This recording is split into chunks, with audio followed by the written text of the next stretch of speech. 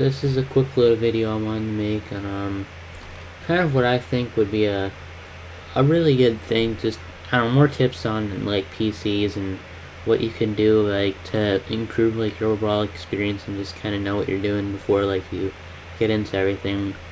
One thing that I think a lot of people are probably not a lot at this point, but I know that there was an update for Fortnite back in the day that made it so that sometimes your game would launch, but then it would get all the storage in full screen mode because maybe a ratio was wrong and it was just kind of messed up there. Well, I mean, I know people have done stuff where you can go into the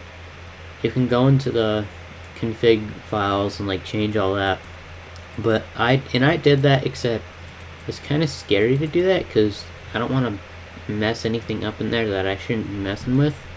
So one thing that you can do is, if you have an NVIDIA based graphics card, basically what you want to do is, I'll show my display. You can go into the NVIDIA control panel, or not this. Wait one second. Sorry, I launched the wrong app. You go into the NVIDIA GeForce Experience, and once it launches, what it'll basically do is it'll display basically all the games that are currently like detected by the app, and if it doesn't detect it, you could just always tell it where it is.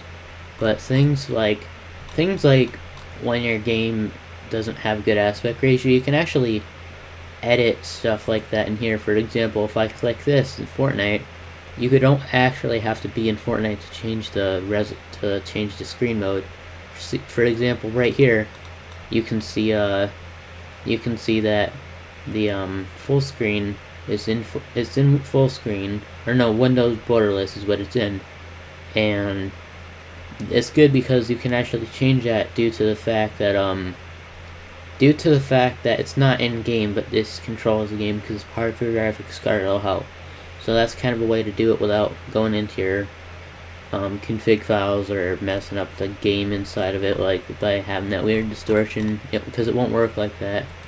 But that's the thing for that. Another thing that I think should be known is if you have too much storage like being used by if you're using too much on your like game captures, you can actually you go in settings, click gaming, and then you click captures, and what happens now is it gives you a bunch of options as to like what you can do with the recordings, like how you want them set up. So for example, you can change like how long like the whole like record to last, and I have set for the default 30 seconds. You can also have like the maximum manual recording time, 4 hours, because that's the longest you can put it at. And then just other stuff like you can make the audio quality good or worse, depending on what storage you want to use. I currently have it on good because I don't have a problem at the moment. And another thing is this is kind of what I wanted to get at, is a lot of people might have it on 30 frames a second, because I think that's actually the default setting, but you can set it to 60.